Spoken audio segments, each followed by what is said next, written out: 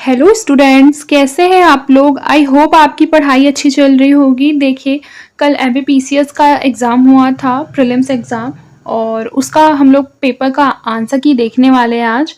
तो आप लोग मैच कर लीजिएगा कि आप लोगों के कितने मार्क्स आ रहे हैं। चलिए पहले क्वेश्चन से शुरू करते हैं। सबसे पहला क्वेश्चन है कि कांची का कैलाश नाथ मंदिर किस शैली में बना हुआ है। तो बताइए कौन सी शैली में बना हुआ है। बिल्कुल सही, राजसिम्हा शैली में। ऑप्शन नंबर ए इसका करेक्ट आंसर होगा। फिर देखिए, लिखा है एडोब फोटोशॉप किस प्रकार के सामान्य प्रयोजन एप्लीकेशन सॉफ्टवेयर का एक उदाहरण है। तो याद रखिएगा, ग्राफिक्स सॉफ्टवेयर का एग्जाम्पल है। फिर देखिए अगला क्या है, राज्य पुनर्गठन अधिनियम 1956 के अनुसार कितने राज्य और केंद्र शासित प्रदेश बनाए गए थे। तो इसका करेक्ट आंसर क्या हो जाएगा, बताइए।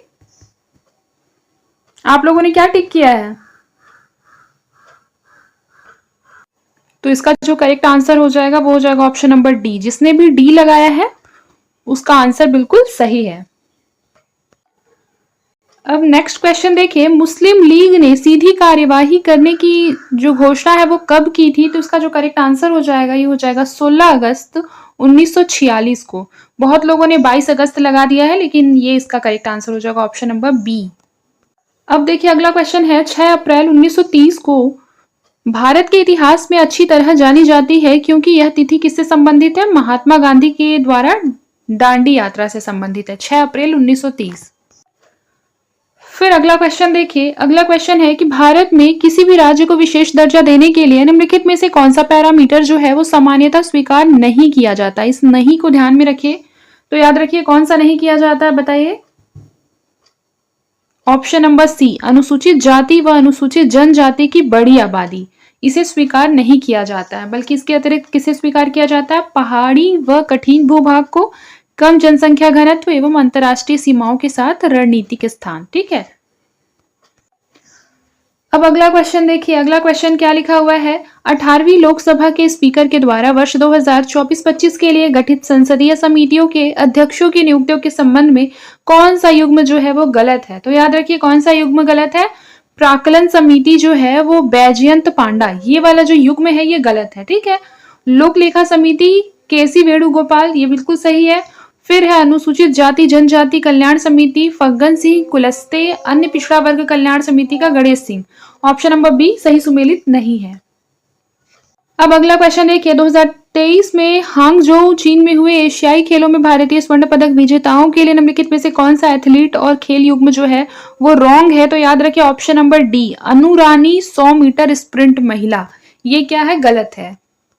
फिर देखिए निम्नलिखित में से कौन सा देश और भारत के साथ जो संयुक्त सैन्य अभ्यास होता है उसका युग्म गलत है। तो याद रखिए थाईलैंड युद्ध अभ्यास, ये जो है ये गलत है। ठीक है। ऑप्शन नंबर डी क्या हो जाएगा, रॉन्ग हो जाएगा। अब लिखा हुआ है 10 नंबर क्वेश्चन में कि डेटा सुरक्षा प्रबंधन का सिद्धांत जो कि ग्राहकों और संगठन के लिए डेटा को अवैध पहुंच या प्रयोग से सुरक्षित रखने के लिए उपयोग की जाने वाली प्रक्रियाओं, नीतियों और नियंत्रणों को शामिल करता है, उसे क्या कहा जाता है, कॉन्फिडेंशियलिटी। Option number D. अब देखिए अगला क्वेश्चन है कि भारत वन स्थिति रिपोर्ट के बारे में मध्य प्रदेश इनमें से कौन से जिले में वन आवरण जो है वो 10% से क्या है, कम है। तो याद रखिए भिंड, भिंड में जो वन क्षेत्र है वो 10% से क्या है, कम है।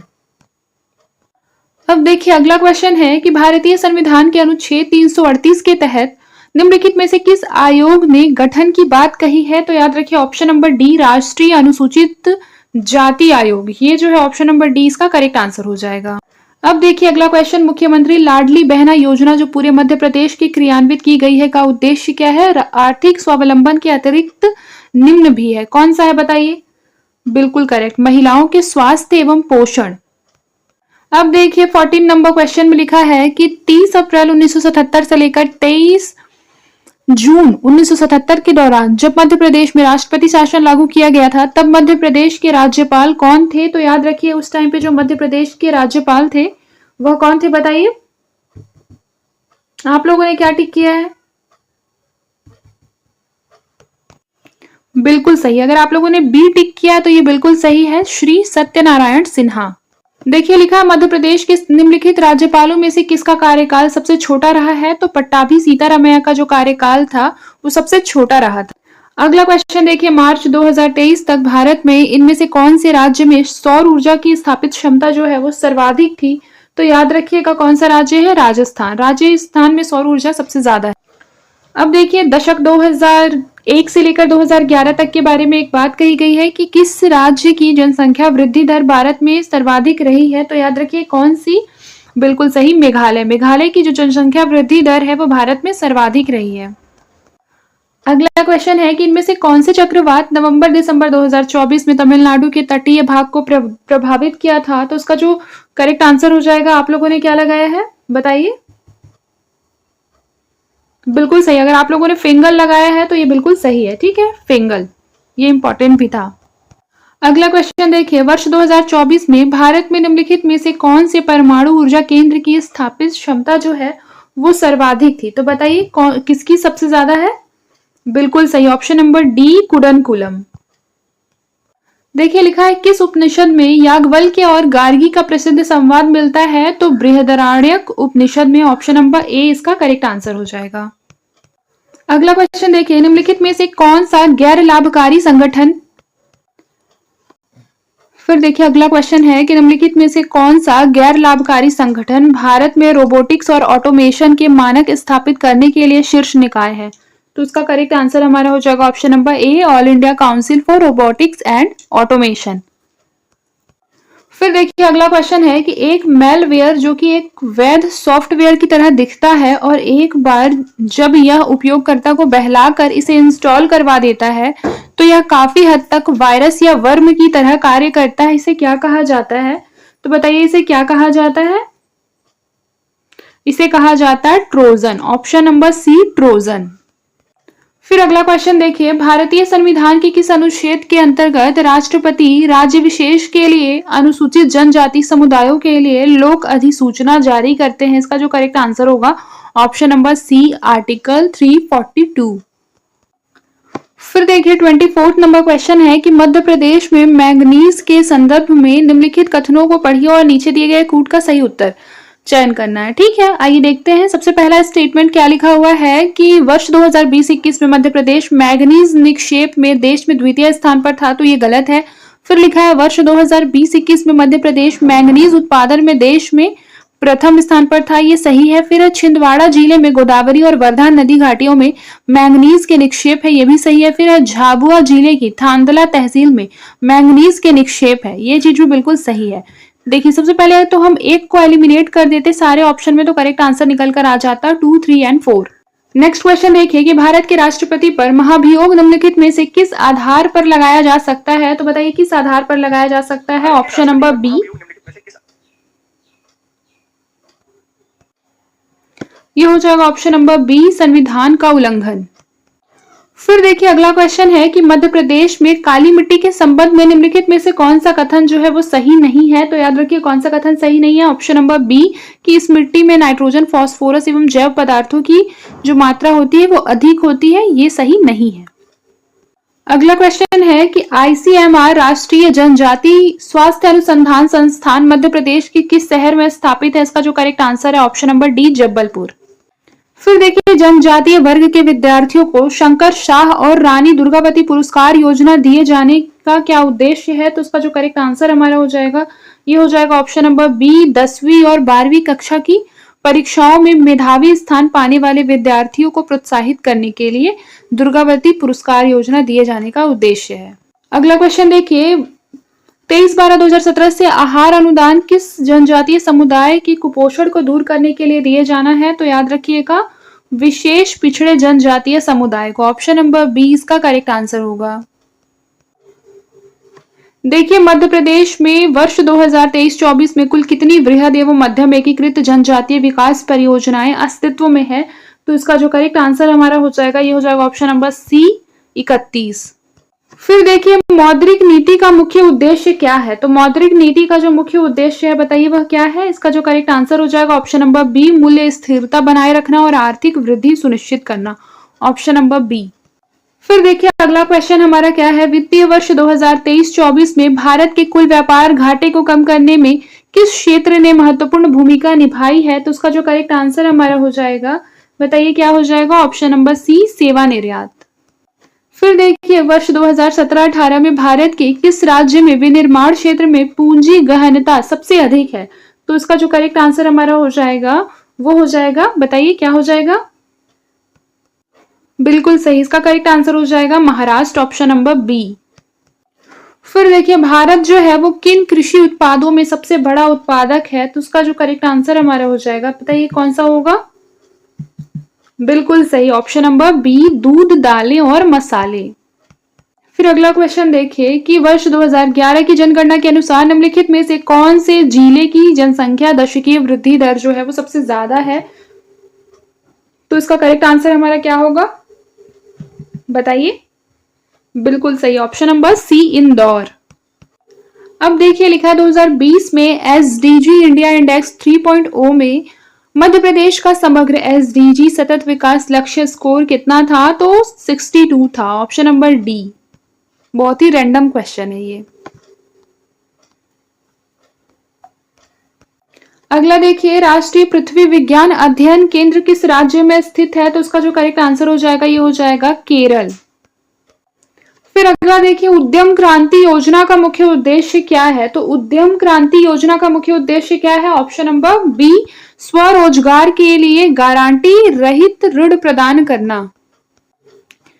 2023-24 में मध्य प्रदेश सरकार के कुल व्यय बजट का कितना % जो है वो शिक्षा के लिए या शिक्षा के क्षेत्र के लिए आवंटित किया गया था? इसका जो करेक्ट आंसर हो जाएगा ये हो जाएगा ऑप्शन नंबर ए। फिर देखिए 2023-24 में मध्य प्रदेश में सबसे अधिक उत्पादकता वाली सब्जी कौन सी थी? तो इसका जो करेक्ट आंसर होगा ये हो जाएगा टमाटर। राष्ट्रीय ई गवर्नेंस योजना के तहत मिशन मोड परियोजनाओं का सार संग्रह क्या कहलाता है? इसका जो करेक्ट आंसर हो जाएगा सारांश। फिर देखिए सोशल मीडिया प्लेटफॉर्म फेसबुक की स्थापना किसने की थी? तो याद रखिए फेसबुक की स्थापना मार्क जुकरबर्ग ने की थी, ऑप्शन नंबर ए। अगला देखिए गार्टनर के ई गवर्नेंस के विकास मॉडल के 4 चरणों का सही क्रम क्या है? तो उसका जो करेक्ट आंसर हो जाएगा ये हो जाएगा सूचना, बातचीत, लेन देन और परिवर्तन, ऑप्शन नंबर ए। फिर देखिए निम्नलिखित में से कौन 2024 के पद्म विभूषण पुरस्कार के प्राप्तकर्ता नहीं है? तो उसका जो करेक्ट आंसर हमारा हो जाएगा ये हो जाएगा option number D, Shri AR Rahman. अगला क्वेश्चन देखिए भारतीय संविधान के निम्नलिखित में से किस अनुच्छेद में अनुसूचित जनजातियों के लिए राज्य की विधानसभा में सीटों के आरक्षण का प्रावधान है? बताइए कौन सा ऐसा आर्टिकल है? Option number B, article 332। फिर देखिए FPGA एकीकृत सर्किट है जिसका AI को डिप्लॉय करने के लिए व्यापक रूप से उपयोग किया जाता है। FPGA का विस्तृत रूप क्या है? तो याद रखिए field programmable gate arrays, option number A जो होगा ये इसका करेक्ट आंसर होगा।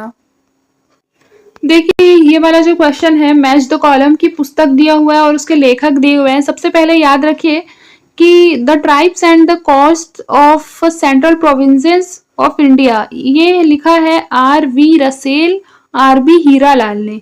फिर लिखा है tribes development in Madhya Pradesh, ये लिखा है अजीत रायजादा। द भील्स लिखा है वेरियर एल्विन ने। द बैगा लिखा है TB नाइक ने, यानी ऑप्शन नंबर ए इसका करेक्ट आंसर होगा।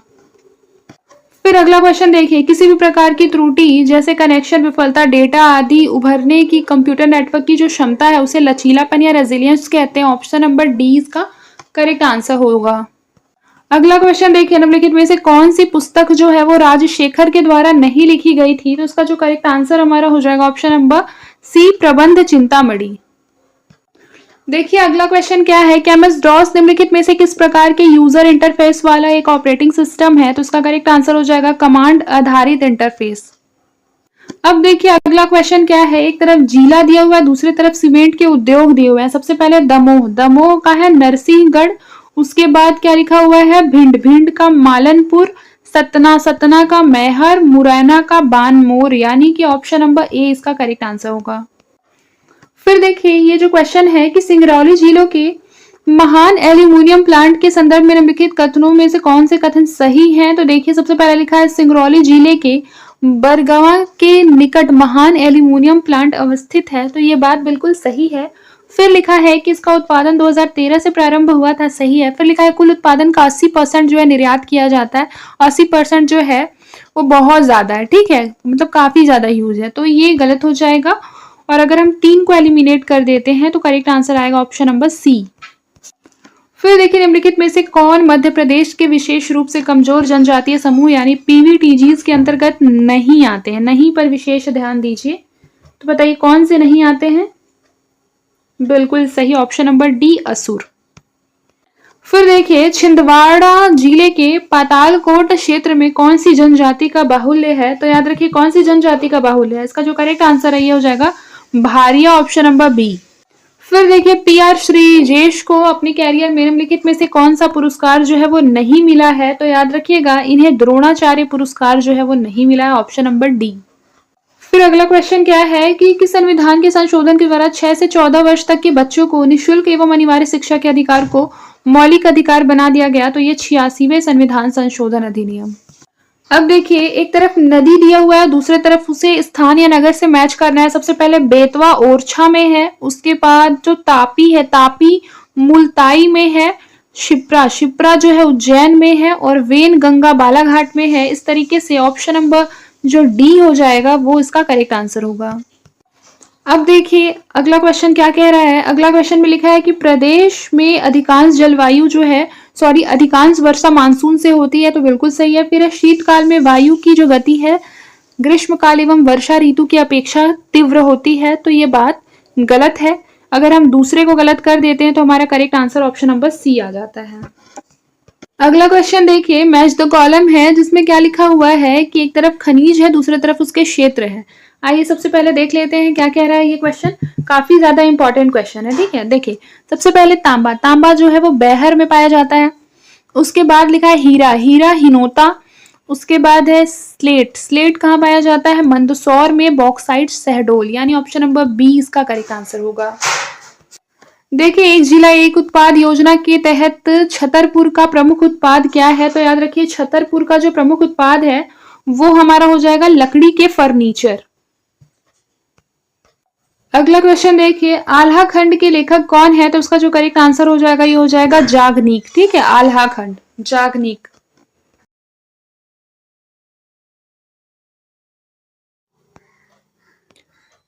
फिर देखिए अगला क्वेश्चन है कि निम्नलिखित में से कौन सी पुस्तक केशव दास के द्वारा नहीं लिखी गई है? तो याद रखिएगा राम रसायन जो है वो केशव दास के द्वारा नहीं लिखी गई है। बाकी रामचंद्रिका, कवि प्रिया और रतन बावनी ये जो है ये केशव दास की है, ठीक है।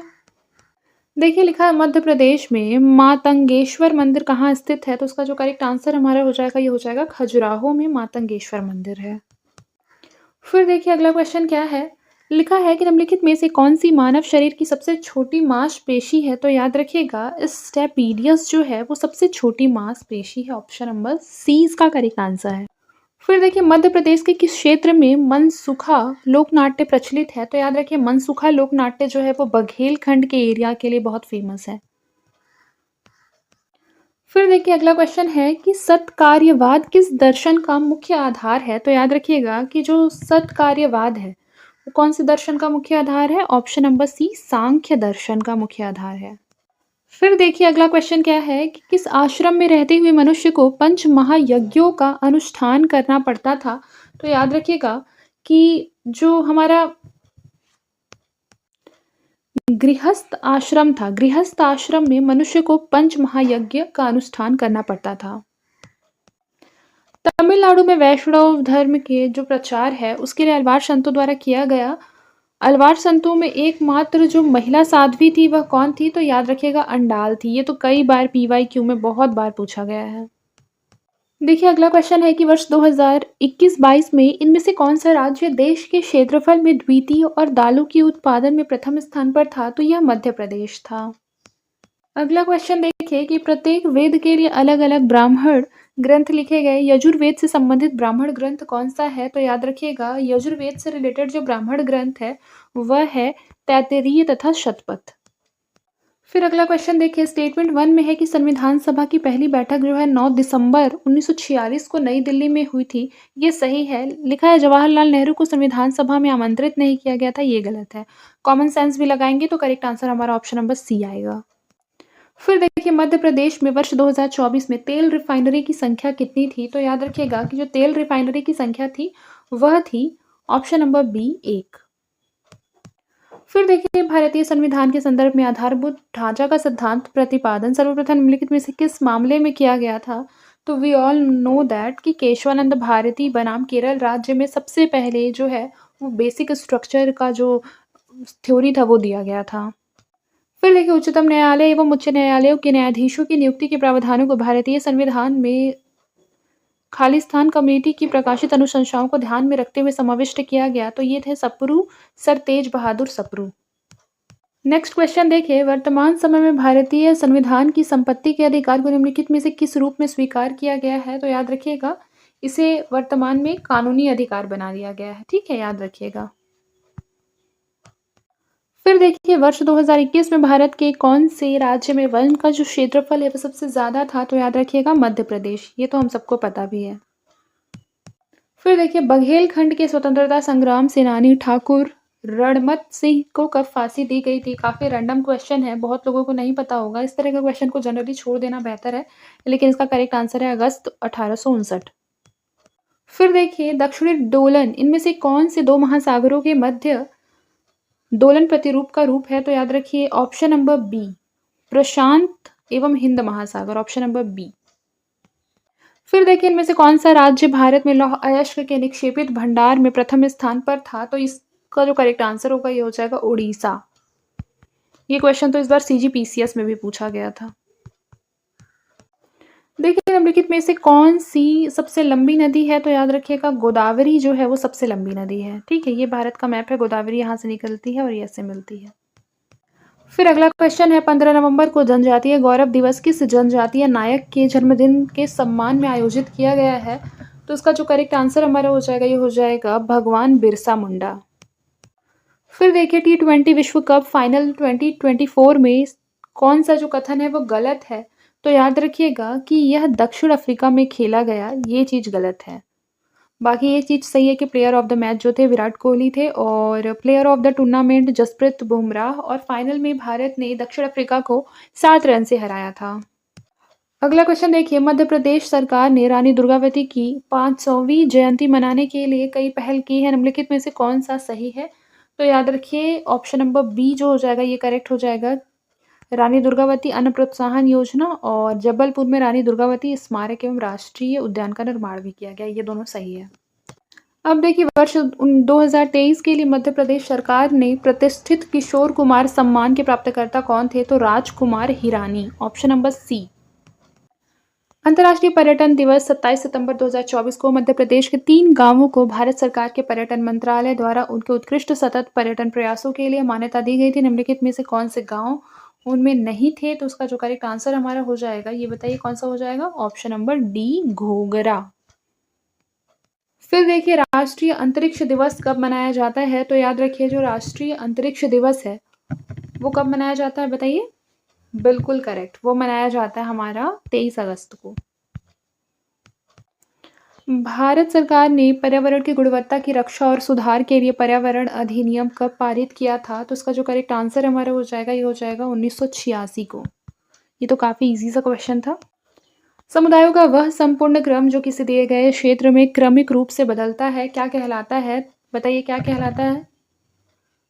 तो हम सबको पता है क्रमक कहलाता है। भारतीय पेट्रोलियम संस्थान कहाँ स्थित है? तो याद रखिए कि जो भारतीय पेट्रोलियम संस्थान है वह कहाँ स्थित है बताइए? बिल्कुल करेक्ट, देहरादून में स्थान है।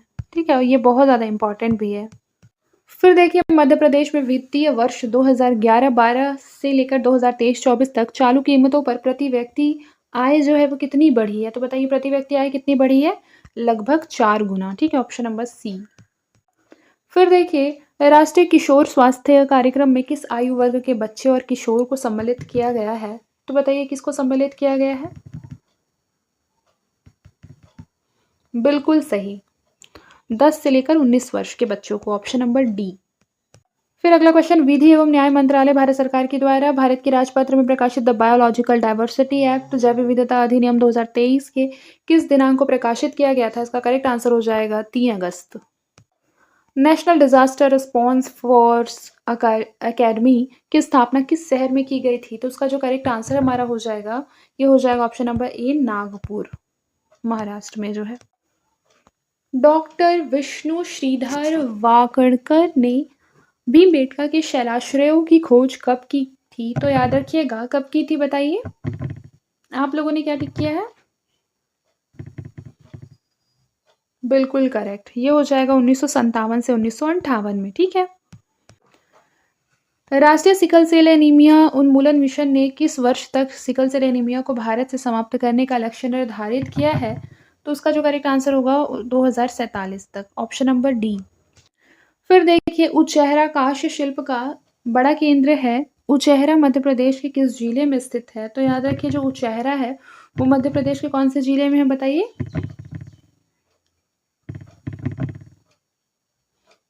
ऑप्शन नंबर सी, सिवनी में है। अगला क्वेश्चन है, बाघ जिला धार की किस गुफा को रंग महल कहा जाता है? चौथी। देखिए, इसका आंसर को करेक्ट कर लीजिए, जिन लोगों ने सतना लगाया है ये सही होगा। ठीक है, उचेहरा मध्य प्रदेश के सतना में है। CGPCS में भी ये क्वेश्चन इस बार पूछा गया था कि नीलगिरी पहाड़ियाँ किस पर मिलती हैं? तो याद रखिए, पश्चिमी घाट पूर्वी घाट कहाँ मिलती हैं, क्वेश्चन ये था, तो नीलगिरी पहाड़ी उसका आंसर था और इसमें आंसर को क्वेश्चन बना दिया है, क्वेश्चन को आंसर बना दिया है। ऑप्शन नंबर सी इसका करेक्ट आंसर है। फिर देखिए, छतरपुर के चारण पादुका गोलीकांड में भीड़ पर गोली चलाने का आदेश किसने दिया था? GT फिशर ने दिया था। फिर देखिए, टूरिया जंगल सत्याग्रह का नेतृत्व किसने किया था? मूका लोहार ने। ठीक है, याद रखिएगा, मूका लोहार। आप लोगों के कितने क्वेश्चन सही हुए हैं मुझे कमेंट बॉक्स में बता सकते हैं, और कहीं पर डाउट हो तो मुझे कमेंट बॉक्स में पूछ भी सकते हैं। आज के लिए बस इतना ही, मिलते हैं नेक्स्ट क्लास में। तब तक के लिए अपना ख्याल रखें और मन लगाकर पढ़ाई करते रहें।